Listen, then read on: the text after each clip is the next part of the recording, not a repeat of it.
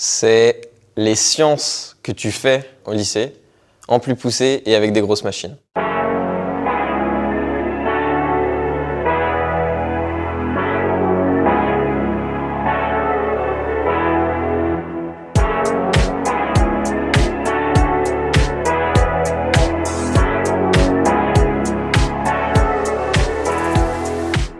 En mesure physique, on est très général et on peut aller de la chimie à de l'acoustique, par l'optique, les matériaux, on passe aussi en thermodynamique, en mécanique.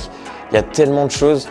Et là, on a énormément de TP, donc ça nous permet de mieux comprendre les cours qu'on vient d'avoir et de vraiment mettre en pratique. On vient en mesure physique et on se spécialise après, ça presse pas. Il y a beaucoup d'industriels, d'entreprises qui recherchent des personnes avec cette formation. Ça bouge pas de porte pour ensuite partir et faire une école d'ingénieur, par exemple. Et je m'étais dit, si pour une raison X ou Y, je peux pas continuer derrière, ou je me rends compte que ingénieur, c'est pas forcément fait pour moi, j'aurai un diplôme qui me permettrait facilement de m'intégrer ensuite dans le monde du travail. On est des petites promos, donc nous on était une 60aine, donc ça permet quand même d'avoir des groupes et d'être connus par les enseignants, d'avoir, si on a besoin, d'avoir de l'aide appropriée, et c'est un peu comme une famille.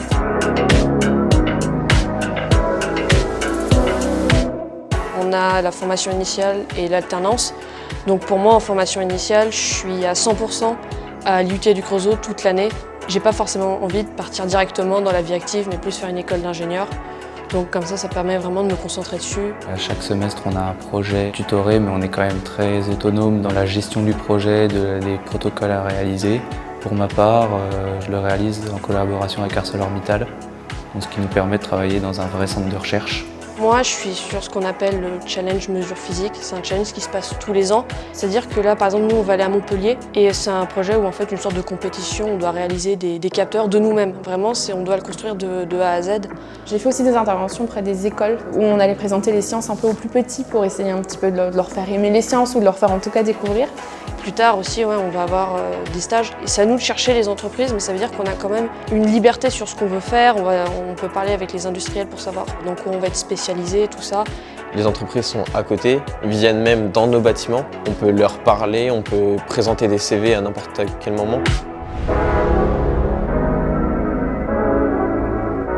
L'alternance, c'est à peu près 3 semaines en entreprise, 3 semaines à l'école. On a le statut de salarié, donc ça veut dire que l'entreprise attend des choses de notre part.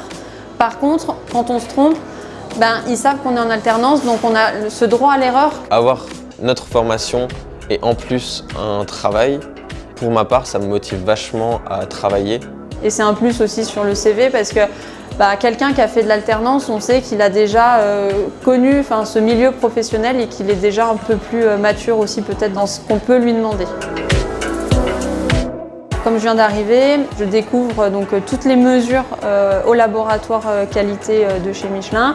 On réalise des mesures sur de la gomme cuite pour simuler le comportement du pneu par la suite. C'est du mesure physique par excellence. Les travaux pratiques. Des semestres à l'étranger, on a des élèves qui sont partis au Canada. La pluridisciplinarité. Les projets. L'incroyable encadrement des professeurs. Très polyvalent. L'ouverture d'esprit, on a des cours de com. Famille. La proximité avec les entreprises. La qualité de l'enseignement. Et ça a été pour moi mes 2 plus belles années d'études supérieures.